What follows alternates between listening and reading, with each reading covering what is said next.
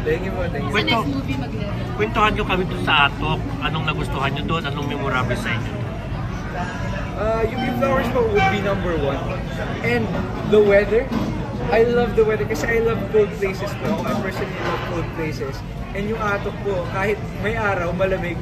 Kaso ang problem lang po is, umitim po ako nang hindi ko ramdam na iitim po ako because of the weather nga. Ako for me, pinaka-memorable is yung isang scene po, nasa trailer naman, ay nasa taas po kami ng bato. Kasi talaga, Oh yeah. hindi po siya like mababa lang talaga. As in, And wala pong net yung yun. po namin, pag napaatras kami, hulog talaga kami sa as in, cliff po talaga siya. Yes, Kaya, totoo po for yun. me, is a memorable. As an adventurous girl. Yeah. Hindi kayo nahirapan umakyat doon? Ako po hindi naman. Hindi naman po. It was actually fun. Kasi I feel like both of us like adventuring eh. We both like the thrill of those kinds of things. I think so.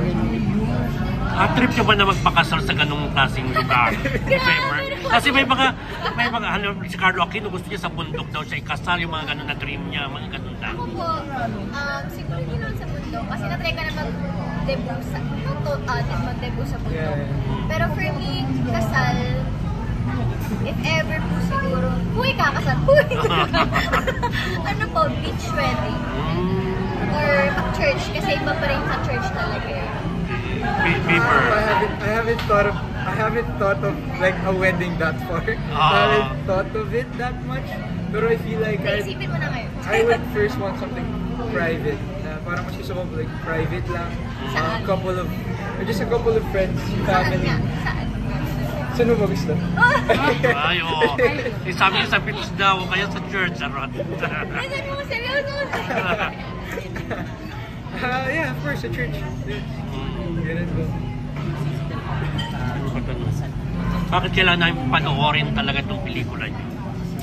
Well, yun nga po. I feel like one of our goals is ipakita po ang beauty ng Philippines na hindi nyo na po kailangan umalis ng Pilipinas to witness or see sceneries like that. Kaya ipinakita nga po sa film. And of course, one of the things that stick out to me po is yung pag nagsasalita po kayo, may usok po na lumalabas.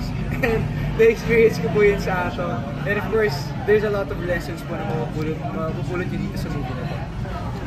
Ako naman for me, kasi hindi lang po ito pang Gen Z na movie.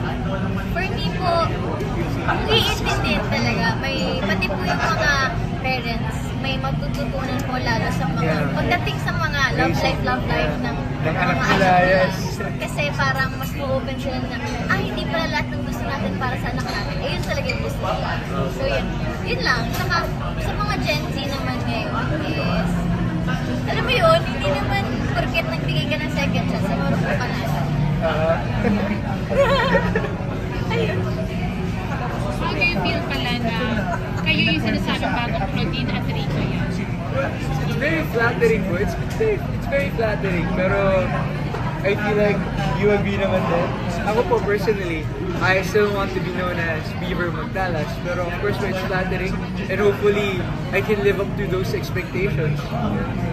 Ako po lagi ko po sinasabi na, pag sinasabihan po ako ng ganyan, para po ako nape-pressure, na na-overwhelm, ganyan.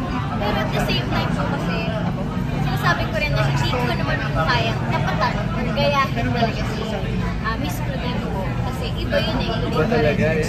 So, ako po, ginagawa ko lang po siyang inspiration, motivation po. So, ayun. Hanggang saan yung kaba nyo na showing ito sa sinehan? Kasi alam naman natin na ano, di ba, na ang mga kumitang pelikula sa film fest lang, after that, bilang na bilang mo na yung kumikita sa sinehan. Anong nararamdaman nyo? I'm excited. I'm excited to see the results. I'm excited to see the feedback of the people. Kasi, well, first projects namin ni Mutya and together and as a love team. I'm also looking forward sa may feedback nila sa love team na dito namin sa movie. And I'm hoping for the best is all I can say. I'm hoping for the best. Sana po maganda yung feedback. And of course, nakakakaba din po at the same time, hindi naman po mawawala yung kaba. I think so. Ako po, Yung parang sinugal lang kayo tapos Tapos ipapalabas sa sinihan nga kasan yung kapa. Oh. Ako po excited, tsaka hindi po ako nag-expect. Like, yung po talaga nasa utak ko ngayon. Wala akong ina-expect na puro good news or negative, ganyan.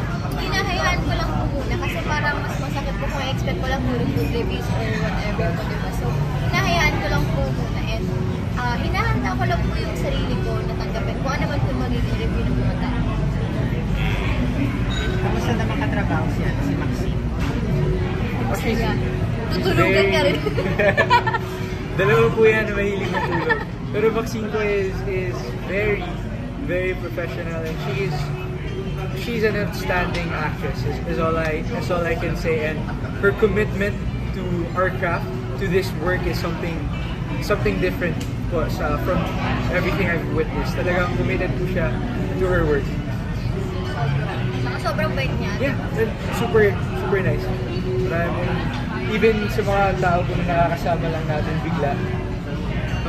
Like mabait daw po si Maxa. Fun to be with. Reaction na may Claudine Barreto na sumuporta sa inyo sa pelikula. Super Thankful. po. Natutuwa talaga. Grabe. Pag nakikita ko po siya every time, parang po ko na sa starstruck. Yung ano, yung po, yung nagpo-fangirl bigla kasi syempre po din pa rin. Veteran actress po talaga. Super thankful po ako. Like, ang dami niyo pong nasabi sa akin. And of course, like tips for my career in the future. And also, mga kwento po na may napupulot po ako na lesson. She has told me po a lot of things, and I'm very thankful po ako sa kanya for being open to me sa mga ganun. Thank you. Wait na lang sila sa movie niyo with Magic Words. Ayun guys, we would like to invite you to watch When Magic Hurts this May 22 in Cinema Station. Yes po, abangan po namin kayo. Abangan din nila kayo. Yeah. Ikot kayo. Baka, Alam eh. who knows? Manood kayo guys to find out. Thank you.